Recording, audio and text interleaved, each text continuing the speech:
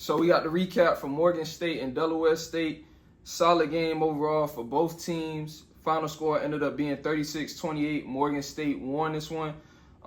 Like I said, great game played by both teams. I think Morgan State thought this was going to be like a pushover win, similar to what I thought. If you haven't seen the prediction video for this game, it's a good time to go check it out. But better game for Deuce Taylor. You know, he was coming off of a game where he was subbed out and didn't play for the rest of the game against Norfolk State. His stat line for this game was 17 for 28, 218 yards and a touchdown. Jason Collins from Morgan State continues to dominate. He had 24 carries and 138 yards and a touchdown.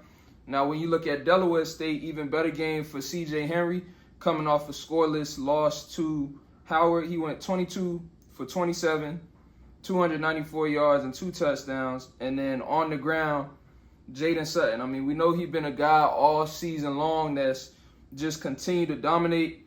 On the ground, he had 19 carries, 135 yards for 2 touchdowns.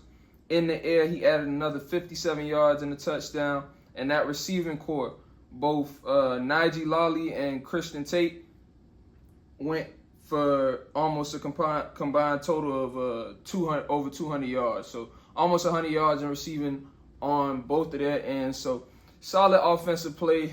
In my opinion, I thought Morgan State was going to do a little bit better, a lot more better than against the run. But a win is a win at the end of the day. It came down, I think the big turning point in this game was when Delaware State muffed the punt. That put Morgan State in position to score the game with some time left on the clock, or less time left on the clock for Delaware State to score. So special teams ultimately was the key factor in this game. Big offensive battle played with both teams and a good game to watch.